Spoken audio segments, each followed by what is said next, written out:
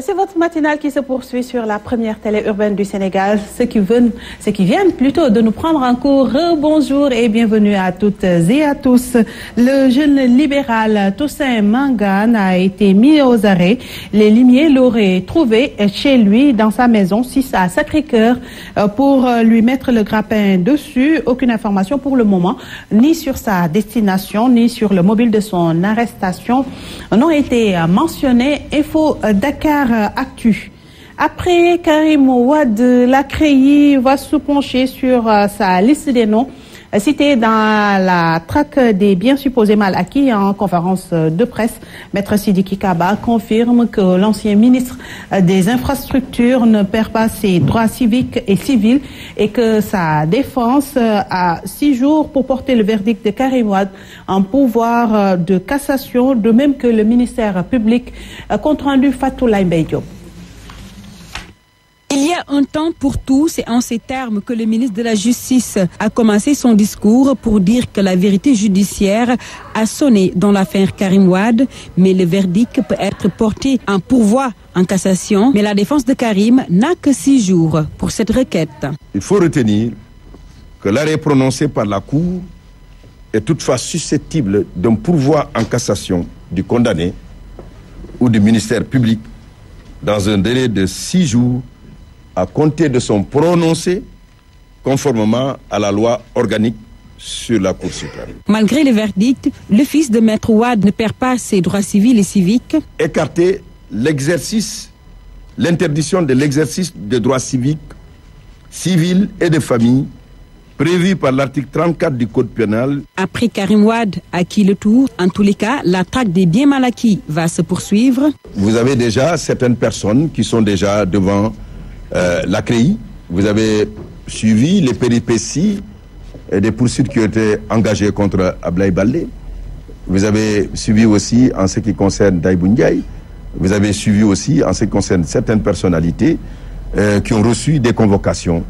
Et toutes ces affaires sont pendantes devant la CREI. Et maintenant que ce procès est terminé, bien évidemment, il va s'intéresser aux autres dossiers. Le ministre de la Justice, Maître Sidiki Kaba, d'ajouter que d'autres procédures sont en cours devant la Cour d'instruction de la CREI, qu'il continue lui-même de défendre la crédibilité. Karim Wade, lui, Fatoulaye Mbaye Diop a bien accueilli le verdict de la Cour de répression de l'enrichissement illicite. C'est ce qu'ont soutenu ses avocats en conférence de presse. Ils ont d'ailleurs décidé de se pourvoir en cassation. Le compte-rendu est signé Fatou Abdou Ndiaye Fall. Après l'étape de la CREI, les avocats de Karim Wade se tournent maintenant vers la Cour suprême. Ils vont introduire un recours aux fins de cassation de la décision rendue par la Cour de répression de l'enrichissement illicite. Nous allons partir donc vers la vraie justice.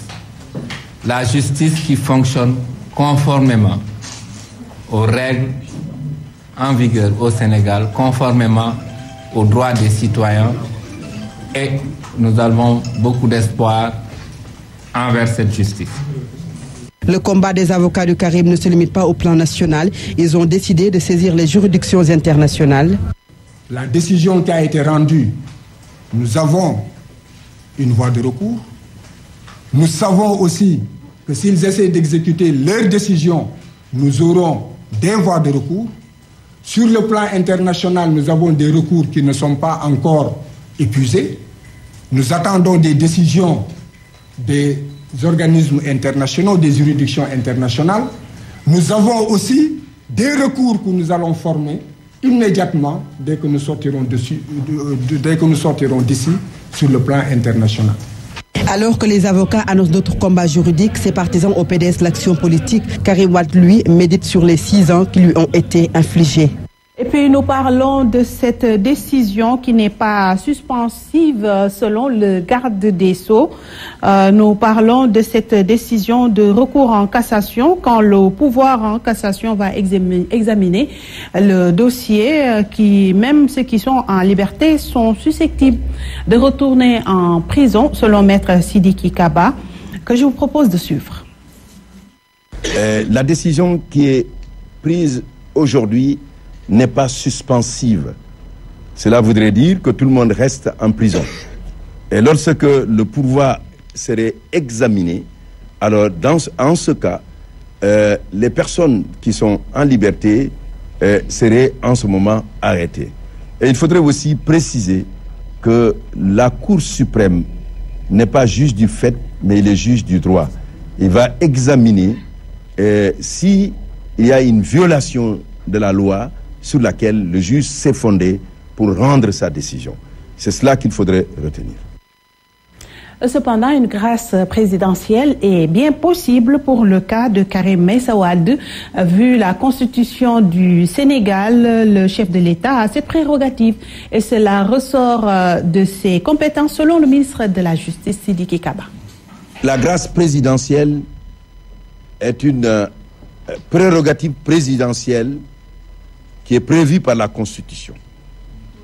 Le président de la République a toute l'attitude d'examiner toutes les demandes de grâce et prendre la décision qui lui paraît être la plus juste et la plus opportune.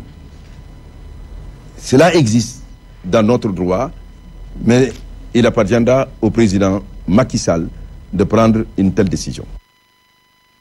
Dans la banlieue dakaroise, les populations apprécient diversement cette condamnation du fils de l'ancien chef de l'État du Sénégal. Si certains estiment qu'il faut respecter la décision de la justice, d'autres ne sont pas surpris et parlent de procès politique pour écarter Wade, fils de la prochaine présidentielle.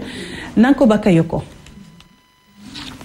daanaka dara soppeekuwul ci bis bi ñu war a jibale ndogolub atteb Karim Wade file ku ci nekk yaa ngi ci say itte. soo toppee waxu Karim fii.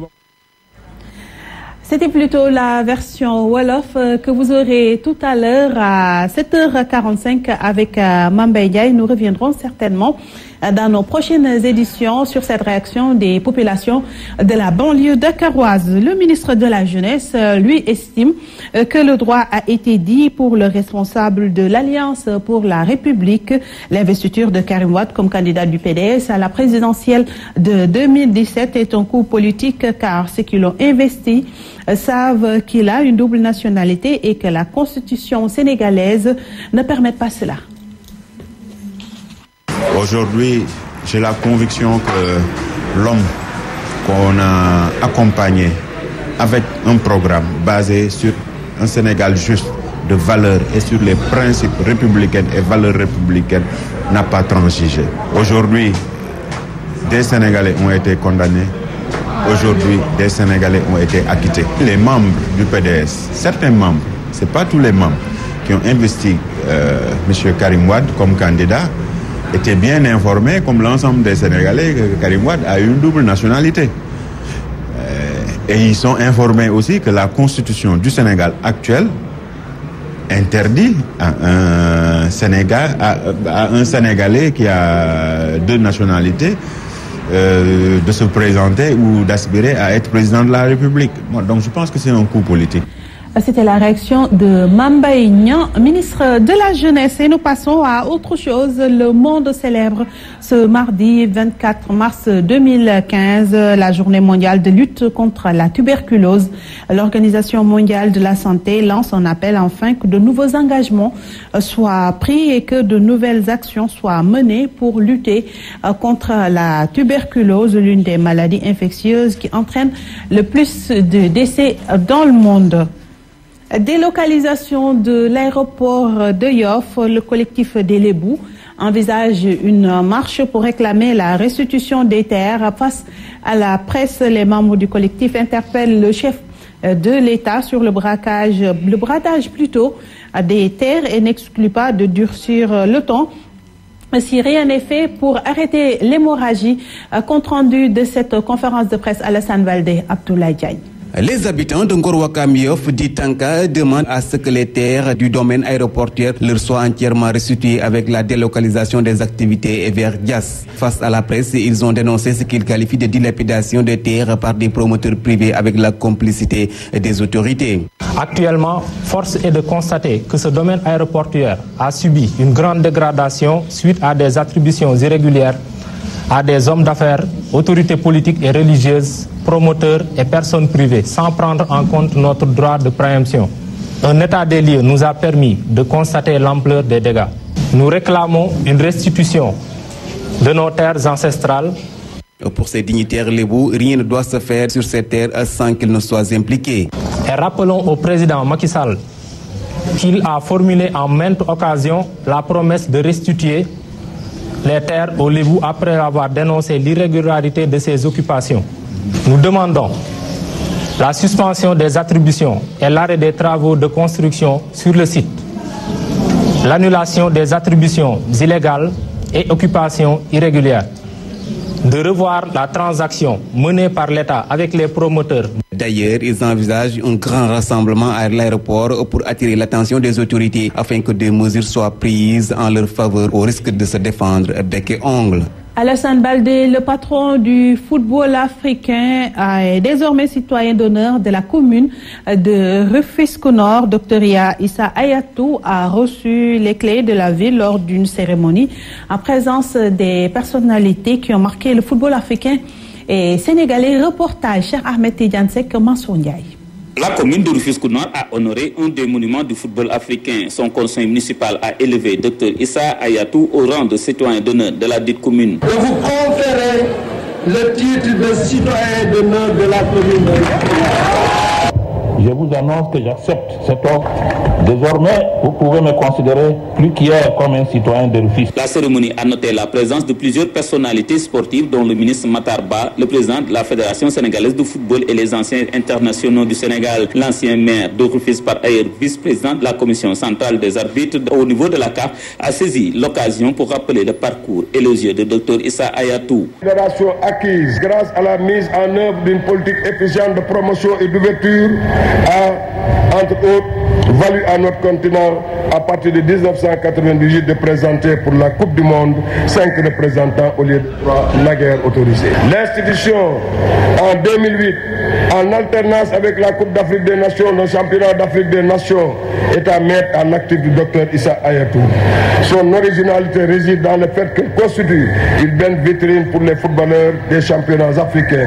Il offre aussi aux joueurs locaux une réelle opportunité pour s'exprimer au niveau continental international. Les populations de Rufisque-Nord ont réservé un accueil chaleureux au Dr Issa Ayatou, qui était accompagné par son épouse Khalidou Fadiga, Roger Mendy, Racine Kane, tous étaient de la partie. Et nous passons à l'actualité internationale, cher Ahmed Tidiane Seck, avant de boucler ce bulletin face à l'avancée des rebelles chiites Houthis vers Aden, où s'est réfugié le président Abderrahmane Mansour Hadi. Le ministre yéménite des Affaires étrangères a demandé l'aide aux pays du Golfe, notamment pour instaurer une zone d'exclusion aérienne. Le Yémen est chaque jour un peu plus au bord de la guerre civile. 3 forces s'affrontent, les Houthis chiites soutenus par l'Iran et une partie de l'armée restée loyale à l'ancien président Ali Abdallah Saleh. Les partisans fidèles au président Hadi, appuyés par les monarchies sunnites du Golfe et les sunnites d'Al-Qaïda, c'est dans la péninsule arabique. C'est tout pour ce bulletin d'information. Merci de l'avoir suivi. Retrouvez tout à l'heure à 7h30 Mambay Diaye qui va venir avec El Hadj Ahmed Aïdara sur la version Wolof de la revue des titres que nous avons servi tout à l'heure avec Pape Bess Diba. Et vous aurez également votre bulletin Wolof. Bonne suite des programmes sur la première télé urbaine du Sénégal.